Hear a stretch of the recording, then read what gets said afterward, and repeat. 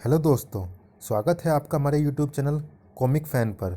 चलिए दोस्तों शुरू करते हैं नरक नाशक नागराज की कॉमिक्स नरक आहुति का 5वां और अंतिम भाग।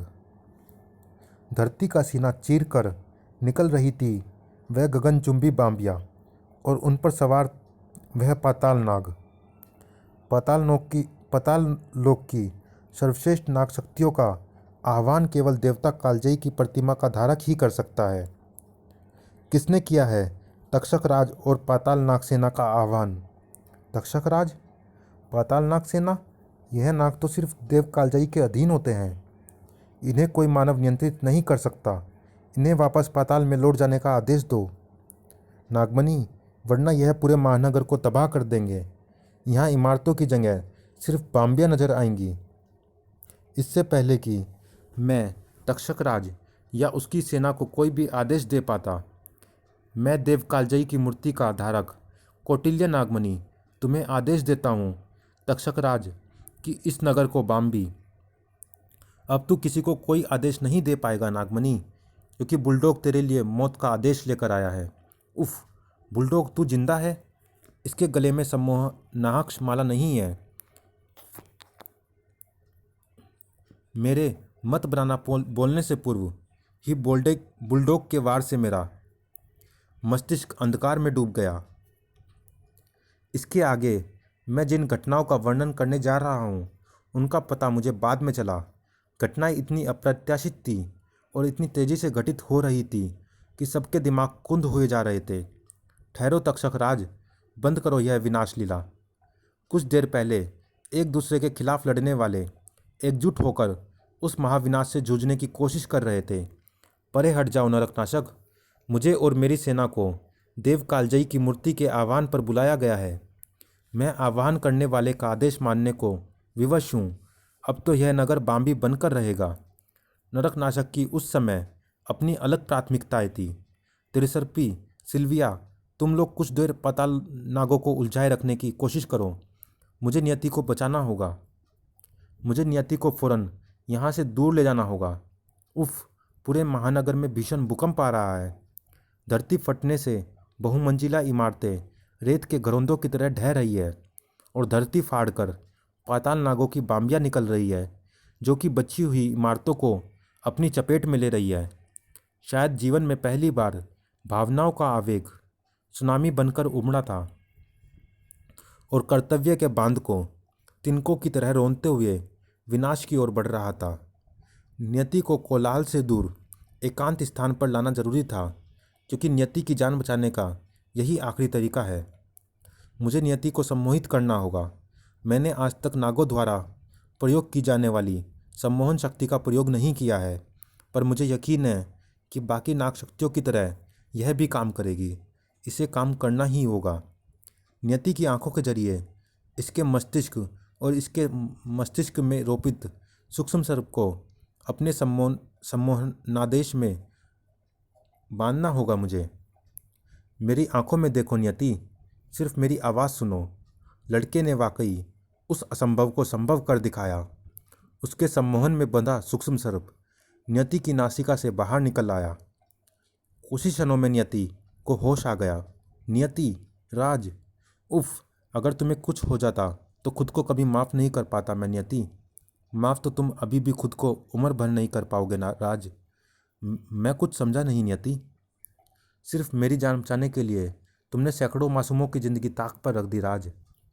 तुमने मेरी खातिर वह मूर्ति प्रोफेसर नागमणि को सौंप दी, जिसका नतीजा हजारों लाखों बेगुनाहों की मौत के रूप में सामने आएगा।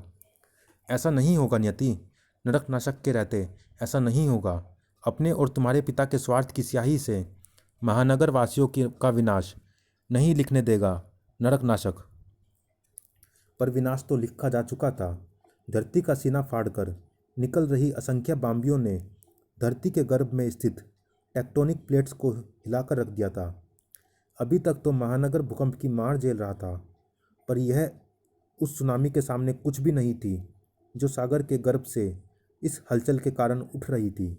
ओ माय गॉड, उधर देखो राज, समुद्र में सुनामी उठ रही है। अगर ये लहरें महानगर तक पहुंच गई तो पूरा महानगर अटलांटिस की तरह समुद्र में दफन हो जाएगा। समय आ गया है मेरे नाग साथियों, बाहर आओ। आज तुम्हारे स्वामी की परीक्षा की घड़ी है। भले ही आज मेरा अस्तित्व फना क्यों न हो जाए। जिनकी रक्षा का वचन उठाया है मैंने, उन्हें अपनी गलती की सजा के रूप में गर्त नहीं होने दूंगा मैं। आज इन रगों में दौड़ते एक एक जहरीले के जुनून की ज़रूरत है मुझे। नरकनाशक को बाहर आओ मेरे साथियों। जाने क्या करने की ठान चुका था वह लड़का। उसके शरीर में अनगिनत नाग सैनिक सही, पर वे मिलकर भी विनाश की प्रचंड लहरों के तांडव को थामने की कुव्वत नहीं रखते थे, या फिर रखते थे। मुझे यकीन है साथियों, अगर उन नाग सैनिकों के पास बोल पाने की शक्ति होती तो उस वक्त समुद्र की भीषण गर्जना पर नाग सेना की हुंकार अवश्य भारी पड़ती। जैसे किसी सेनानायक की ललकार पर उसके मुट्ठी भर सैनिक भी किसी विशाल सेना से टकरा जाने का कलेजा रखते हैं, वैसा ही जुनून का जहर फूंक दिया था नरकनाशक के लफ्जों ने उन जहरीलों में। महानगर का रहनुमा महानगर को बचाने के लिए जी जान लगाने में जुटा हुआ था, पर महानगर वासियों को अपनी और अपनों की जान बचाने का कोई रास्ता नज़र नहीं आ रहा था। सब खत्म होने जा रहा है, हमें अब भगवान भी नहीं बचा सकता। मौत एक और धरातल से अपने जबड़े फाड़े निकल रही थी, तो दूसरी ओर आसमान तक उफनती विनाशकारी लहरों के रूप में लपलपा रही थी। जाने मौत किधर से आएगी, धरती के नीचे से या समुद्र से। मौत के उस विकराल तांडव के सामने इंसानी जिंदगी सचमुच बहुत ही तुच्छ हो गई थी। लगता है यही अंत है, कोई नहीं बचेगा, हम सब मारे जाएंगे। पर उनका अपने रक्षक पर विश्वास तुच्छ नहीं था। वो विश्वास उस इफनती लहरों से कहीं अधिक प्रबल था। हमें कुछ नहीं होगा मम्मी, किसी का कुछ नहीं होगा। नरकनाशक है ना? हिया!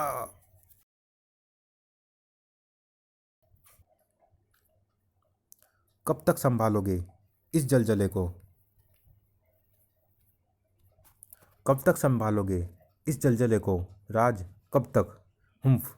मेरे शरीर में जितने भी नाग सैनिक मौजूद थे, सब महानगर को बचाने में जूझ रहे हैं नियति। नियति! हुम्फ! मेरी रगों में दौड़ता तीव्र विष कुछ ही मिनटों में दोबारा नाग सैनिकों का निर्माण शुरू कर देगा। हुम्फ! जब तक मेरे शरीर में पूरी तरह नाग सैनिकों का निर्माण नहीं हो जाता, मुझे यूं ही इन दोनों बांधों को थामे रखना होगा। हुम्फ! एक बार भारी संख्या में नाग सेना निर्मित हो गई तो वह मेरी जगह लेंगे और फिर मैं पाताल नाग सेना का सामना कर सकता हूँ। वाकई अपने रगों में दौड़ते जहर में पनपा एक एक नाग सैनिक झोंक दिया था उसने महानगर को बचाने में। पर नागराज नहीं जानता था कि जिन चंद मिनटों की मोहलत वह खोज रहा था, वही उसके आने वाले पूरे जीवन का रुख बदलने वाले थे। अभी तो तुझे सिर्फ और सिर्फ बुलडॉग का सामना करने का ख्याल करना चाहिए सपोले। बहुत कुत्ती चीज़ है तू बुलडॉग। आखिर तू एक बार में मरता क्यों नहीं? हाँ हाँ हाँ, इस बार तो तूने मेरा टिकट काट ही दिया था सपोले। तेरे धमाकों से पूरा किला जमींदोज हो रहा था। वह तो भला हो मेरे वफादार सेवक मेकेबर का, जिसकी इस टाइटेनियम कॉस्ट्यूम का मुझे सही समय पर ख्याल आ गया। मेरी सांसें चलती रहे, इसके लिए अपने वफादार के हलक से श्वास नली खींच निकालनी पड़ी मुझे। मुझे शंकर शहंशाह के चंगुल से आज़ाद कराया था बेचारे ने। उसका खून भी तेरे सर है सपोले। खून का बदला खून से चुकाना होगा। च्यूम! ओह नहीं! कमाल है, आज तेरे घाव नहीं भर रहे। आज दर्द से तड़प रहा है तू। तेरे नाग तेरे शरीर से निकल जाने के कारण ऐसा हो रहा है। कितना असहाय है तू। अगर तूने अपनी नाग रस्सियाँ छोड़ी या तू इंच भर भी अपनी जंघे से हिला तो पूरा महानगर विनाश के गर्त में डूब जाएगा। उफ! बुलडॉग मेरी कमजोरी भांप गया है। अब मेरे पास कोई विकल्प नहीं है। अगर मैंने अपना बचाव करने की कोशिश की तो महानगर नहीं बचेगा, और अगर मैं नहीं हिला तो बुलडॉग की गोली निश्चित रूप से मेरी जान ले लेगी। दोनों ही सूरतों में मैं महानगर को बचाने में नाकाम हो जाऊंगा। अब अपना धर्म निभा सपोले और बुलडॉग के हाथों मर के मोक्ष प्राप्त कर। नियति समझ गई थी कि आने वाला अगला पल सिर्फ उसका ही नहीं बल्कि इस दुनिया का भाग्य निर्धारण करने वाला था। मर सपोले मर। च्यूम च्यूम च्यूम। नियति नहीं।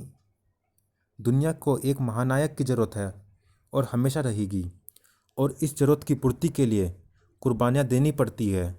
वह कुर्बानी देने की ठानी नियति ने। उस दिन नियति ने नरकनाशक की मौत अपने ऊपर नहीं ली थी, बल्कि उस दिन नियति ने पूरी दुनिया को नरकनाशक के रूप में जीवन दिया था। यकीनन उस क्षण से पहले कभी या उसके बाद आज तक नागराज ने खुद को इतना बेबस कभी नहीं पाया होगा। वह दृश्य देखकर कुछ क्षणों के लिए तो बुलडॉग भी हतप्रभ रह गया था। यह क्या किया नियति? मेरी मौत अपने सिर ले ली तुमने। अगर तुम मेरी जगह होते तो तुम भी यही करते राज। इससे पहले कि बुलडॉग दोबारा वार करता, वह नाग त्रिशूल, उसके फौलादिक कॉस्ट्यूम और उसके कलेजे को चीरता चला गया। शंकर शहंशाह होश में आ चुका था और नियति की तलाश में वहां आ पहुंचा था, पर तब तक देर हो चुकी थी। हरामजादे, कुत्ते की मौत मारूंगा तुझे। धाएं खचाक। या टूटे प्रोपेलर्स के साथ नीचे गिरता बुलडॉग भूकंप से फटी धरती में समाता चला गया, और बदले की ज्वाला में धधकते शंकर शहंशाह ने भी पाताल की गहराइयों में छलांग लगा दी। इंसानियत से शंकर शहंशाह का आखिरी नाता नियति के रूप में था। आज तूने शंकर शहंशाह को पूरी तरह हैवान बना दिया है कमीने। पाताल में भी चला जाए तो तू तू तो भी वहां आकर तेरे टुकड़े करूंगा मैं। उस दिन से आज तक किसी ने शंकर शहंशाह, उसके गुलाम विश्वप्रिय और बुलडॉग के बारे में ना कुछ देखा ना ही सुना। वह जीवित है या धरती का अंधेरा गर्भ उन्हें सदा के लिए लील गया, यह कोई नहीं जानता। नरकनाशक से लिपटी हुई अपनी अंतिम सांसें गिन रही थी नियति। कितना बेबस था वह। चाह कर भी नियति को संभाल नहीं सकता था। क्यों किया तुमने ऐसा नियति? आखिर क्यों? अपनी आंखों के सामने तुम्हें कुछ होते कैसे देख सकती थी? आह, वैसे भी नियति नरकनाशक की ताकत होनी चाहिए, कमजोरी नहीं। अब तुम्हारी जिंदगी नियति की अमानत है राज। उस दिन एक बात मेरी समझ में आ गई दोस्तों। दुनिया में दिल के रिश्तों से अधिक ताकतवर कुछ भी नहीं है। जिंदगी और मौत देने वाले भगवान भी नहीं।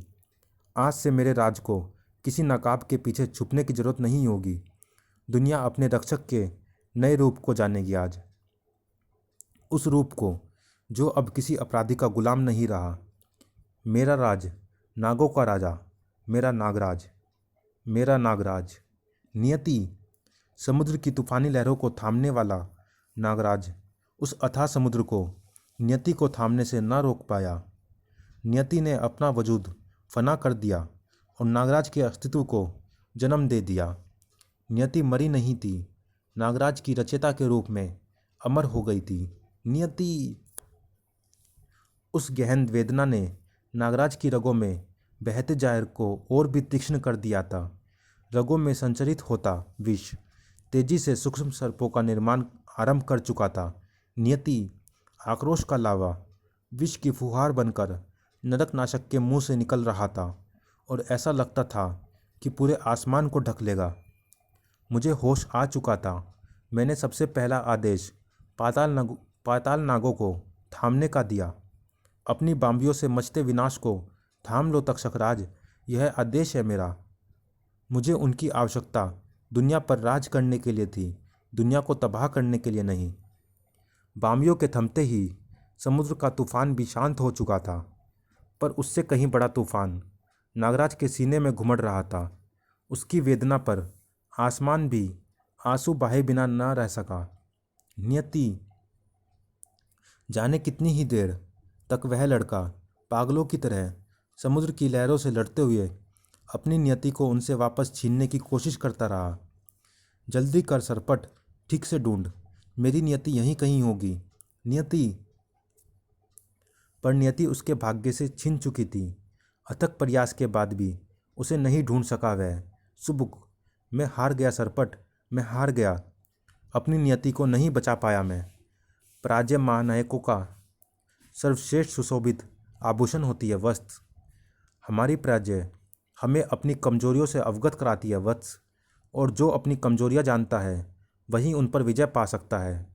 आज नियति ने तुम्हें तुम्हारी कमजोरी नहीं बल्कि तुम्हारी सबसे बड़ी शक्ति का एहसास कराया है। तुम्हारी शक्ति है उन सैकड़ों लोगों का अटूट अटूट विश्वास कि जब तक उनका रक्षक है तब तक उन्हें कुछ नहीं हो सकता। इस क्षणभंगुर मृत्यु लोक में हर इंसान के जीने का सहारा एक आस ही तो है जिसे वह भगवान के रूप में पूजता है कि उनकी रक्षा के लिए वह हर पल मौजूद है। नियति ने तुम्हें नागराज के रूप में नया जीवन दिया है वत्स। अपनी शक्तियों को पहचानो। देखो देखो उन सैकड़ों निगाहों को जिनमें तुम्हारे लिए सिर्फ और सिर्फ अटूट प्रेम व विश्वास है। उठो वत्स, अपना धर्म निभाओ, अधर्म का नाश करो। नरक नाशक नरक नाशक नरक नाशक नरक नाशक। जब तक इस शरीर में लहू का एक भी कतरा मौजूद है, महानगर को, इस देश को, इस संसार को नरक नहीं बनने दूंगा। यह मेरी अखंड प्रतिज्ञा है। पाप रूपी हर नरक का नाश करेगा नरक नाशक नागराज। नागराज नागराज नागराज। मैं तो पाताल नागों के साथ वहाँ से निकल जाता, पर कमबख्त अपने पीछे सिल्विया और त्रिसर्पी को छोड़ गया था। खत्म कर दो इन्हें तक्षक राज, यह आदेश है मेरा। त्रिसर्पी को खत्म करने का आदेश तो यमराज भी देने से थर्राता है नागमणि। बहुत आतंक मचा चुके तुम लोग, अब वही आतंक तुम्हारी नज़रों में देखना है सिल्विया को। इसमें कोई शक नहीं कि त्रिसर्पी का युद्ध में कोई सानी नहीं, पर त्रिसर्पी देव कालजयी की उपासक है और पातालनाग खुद देव कालजयी के प्रहरी थे। मुकाबला असंतुलित था, अतः पातालनाग उन पर भारी पड़े। मुझे बाजी फिर से अपने हक में आती दिख रही थी। हा हा हा, मैं बेकार ही भागने की सोच रहा था। अब तो मैं इनके साथ अपने बिगड़े हुए बेटे को भी बंधक बनाऊंगा और उसका दिमाग एक बार फिर सही रास्ते पर। अरे, यह एकाएक जमीन क्यों कांपने लगी? भूकंप फिर से आ रहा है क्या? भूकंप नहीं आ रहा मूर्खो, तुम्हारा काल आ रहा है। वह मेरी सबसे बड़ी हार का आगाज था। मैं हूँ नरक नाशक नागराज। राज इस रूप में? उफ! नागराज के तीव्र क्रोध ने उसकी इच्छाधारी शक्ति को जागृत कर दिया था, और यह तो आप सभी जानते हैं कि इच्छाधारी नागराज को रोक सके ऐसी इस संसार में एक ही शक्ति है, खुद इच्छाधारी नागराज। और नागराज कहीं से भी खुद को रोकने के मूड में नहीं था। उफ! यह असंभव है। इसके भीतर तो साक्षात देव कालजाई का विष दौड़ रहा है। अब समझ आया मैंने क्यों कहा था तेरा काल आ रहा है। त्रिसर्पी पर तक्षक राज भले ही भारी पड़ा था, पर नागराज की शक्तियाँ उसकी कल्पना से भी परे थी।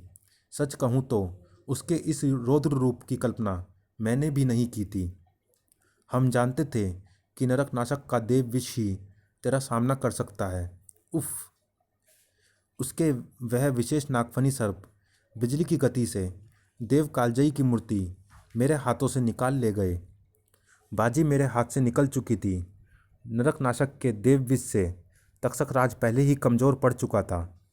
देव कालजयी की मूर्ति हाथ में आते ही नरक नाशक ने उसे अपनी सेना के साथ पाताल लौटने का आदेश दे दिया। मेरा आदेश है तक्षक राज, यह विनाश लीला बंद करो और अपनी सेना व बाम्बियों समेत पाताल को लौट जाओ। यह नागराज का आदेश है। आदेश का पालन होगा नागराज। अब समय आ चुका था एक दूसरे का आमना सामना करने का, पर क्या मैं इसके लिए तैयार था? क्या वह इसके लिए तैयार था? बहुत दुनिया के रखवाले ने दुनिया को तबाह होने से बचा लिया, पर क्या फ़ायदा? तुम्हारी कहानी का मेन विलन अभी जिंदा है, और जब तक कौटिल्य नागमणि जिंदा है तुम्हारी दुनिया कभी सुरक्षित नहीं रहेगी। तुमने मुझसे मेरा बेटा छीना है, मुझसे मेरा सपना छीना है नागराज। नियति की ही तरह मैं तुमसे हर वस्तु छीन लूँगा जिसे तुम बचाना चाहते हो। मुझे अफसोस सिर्फ इस बात का है कि नियति को तेरी आंखों के सामने अपने हाथों से तड़पा तड़पा कर नहीं मार पाया। मेरे लिए मेरा बेटा, मेरा राज मर गया और तेरे बाप को मैंने मार दिया है नागराज। मैं तुझसे मुझे अपने पिता कहने का अधिकार छीनता हूँ। आज से हमारे बीच सिर्फ एक ही रिश्ता है, दुश्मनी का। कल तक जो रिश्ता जीने की वजह था वह आज अंतरात्मा को कैंसर की तरह जकड़ता महसूस हो रहा था। इस जकड़ से मुझे हम दोनों को आज़ाद करना था। रिश्तों के घाव अगर नासूर बनकर सड़ने लगे तो उन्हें शरीर से काटकर फेंकना ही पड़ता है। रिश्ते के सड़ते हुए नासूर से नफरत का मवाद किसी बरसों से सोए हुए ज्वालामुखी के लावे की तरह फूटा। प्रोफेसर नागमणि लावा जो मुझे खाक करने का जुनून लिए मेरी ओर उमड़ रहा था, जिन आँखों में अपने लिए हमेशा बेइंतहा प्रेम और सम्मान देखा था पप्पा, आज उनमें अपने लिए सिर्फ बेशुमार नफरत देख रहा था मैं।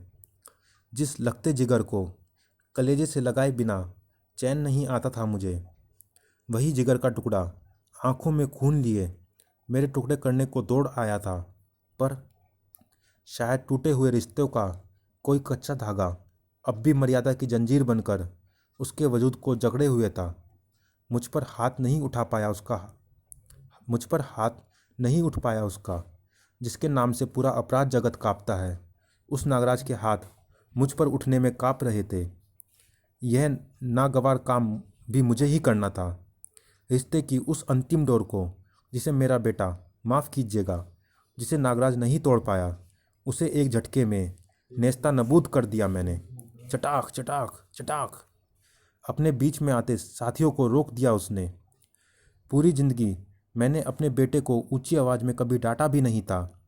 आज वह रिश्ता ख़त्म होने पर इतना तो मेरा भी हक बनता था ना दोस्तों। मेरे हाथ में एंटी वेनम गन थी जिससे नागराज और त्रिशर्पी पर वार किया मैंने।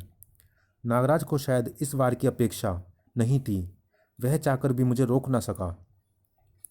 उनकी साथी सिल्विया हुड ने बीच में आने की कोशिश की, पर उसके लिए वेनम गन थी मेरे पास। नागराज और त्रिशर्पी शरीर में हो रहे विष के शरण से निर्बल हो चुके थे और सिल्विया शरीर में विष फैलने से। एंटी वेनम का असर नागराज और त्रिशर्पी पर कुछ ही समय तक रहना था, पर उस कुछ समय के लिए नागराज मेरे रहमो करम पर था। अगर मैं चाहता तो उसी समय वह जीवन समाप्त कर देता जो मैंने 14 साल पहले बचाया था। पर उस दिन मैंने नागराज की ज़िंदगी दूसरी बार बचाई। मैंने उसे उस समय क्यों नहीं मार दिया? अगर आप पिता हैं तो आपको इस सवाल के जवाब की ज़रूरत नहीं, और अगर आप पिता नहीं हैं तो आप इस जवाब को कभी समझ नहीं पाओगे। पर एक बात तय थी, इसके बाद ज़िंदगी में कभी भी मेरा और नागराज का सामना किसी एक की मौत के रूप में ही सामने आएगा। आपकी भावनाओं की हम कदर करते हैं प्रोफेसर। भावनाएं पाप को निर्बल बनाती है, इसलिए किसी भी पापी के लिए यह आवश्यक है कि वह अपने जीवन से भावनाओं को उखाड़ फेंके। एक नन्हा मृत बालक, आपका बेटा राज, फिर आपका हथियार, नरकनाशक, और फिर मानवता का रक्षक नागराज कैसे बना, यह हम सभी जान चुके हैं। नागराज की उत्पत्ति की यह महागाथा समाप्त हो चुकी है। अब हम सभी उस हथियार के बारे में जानना चाहते हैं जो आपने नागराज को ख़त्म करने के लिए बनाया है। क्या आप फिर से उस पर एंटी वेनम गन का प्रयोग करने वाले हैं? एंटी वेनम गन, हाँ हाँ हाँ। उस समय शायद वह उस पर कारगर हो जाती, पर आज नागराज की शक्तियाँ के सामने उसकी बिसात ही क्या है? तो आखिर क्या है वह हथियार? हम भी तो जाने। बिल्कुल, आखिर पता तो चले। जिसे पूरा अपराध जगत नहीं मार सका, उसे आप कैसे मारेंगे? नागराज को दुनिया में सिर्फ एक ही ताकत मार सकती है, खुद नागराज। आ जाओ मेरे बच्चे। साथियों, मिलो मेरे अभेद अचूक ब्रह्मास्त्र से। नागराज, यह तो नागराज है। मुझे शुरू से ही लग रहा था कि ये बाप बेटे मिले हुए हैं। भागो, नागराज आ गया। शांत हो जाइए साथियों, यह नरकनाशक नहीं है। इसके भीतर उमड़ती तीव्र पाप ऊर्जा महसूस कर सकते हैं हम। बेशक यह नागराज नहीं है, पर कौन है यह? यह मेरा असली बेटा है, नागदंत। मैंने नागराज को उसके जन्म की जो कहानी सुनाई थी वह पूर्णतः असत्य नहीं थी। यह मैं बता चुका हूँ। बुलडॉग ने मेरी नागश्री की जान वेनम सीरम से ली थी और मेरा बेटा नागदंत जड़ अवस्था में पैदा हुआ था। जहर दौड़ रहा था उसके शरीर में, पर यह भी नागराज की तरह सुप्त अवस्था में था।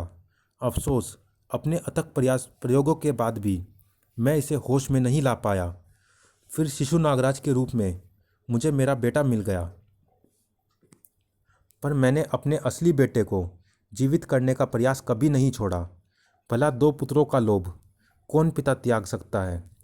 समय समय पर नागराज का विष मैं अपने बेटे के शरीर में इंजेक्ट करता रहा और उसका शरीर विष को सहजता से स्वीकार करने लगा।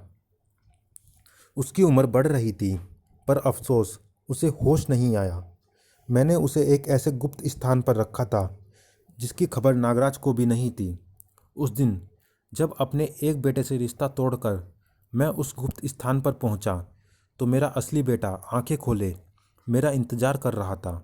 उसके बाद अपनी ज़िंदगी का हर एक क्षण मैंने इसे नागराज से बेहतर बनाने में लगाया है, और आज यह इस योग्य है कि नागराज को किसी केंचुए की तरह मसल सकता है। आपने खुद को और अपने हथियार को नागराज को मारने के स्वर्णिम अवसर हेतु योग्य सिद्ध कर दिया है। प्रोफेसर, आप दोनों फौरन काशी के लिए कूच करें और आपके इस विजय युद्ध का आनंद यहाँ उपस्थित अपराध परिषद इस क्रिस्टल की सहायता से लेगी। नरकनाशक उत्पत्ति श्रृंखला समाप्त। अस्तित्व प्रत्येक प्राणी के जीवन का आधार होता है। अस्तित्व ही अर्थ है, अस्तित्व ही इति है। अपने अस्तित्व को तलाशने के लिए नरकनाशक जिस सफ़र का अतिश्री कर चुका है, क्या यही उसके अस्तित्व का इतिश्री करेगा। नाग ग्रंथ। नरकनाशक नागराज, संपूर्ण नरकनाशक नागराज अस्तित्व श्रृंखला। चलिए दोस्तों, इस कॉमिक्स में इतना ही। मिलते हैं किसी अन्य कॉमिक्स में। तब तक के लिए धन्यवाद।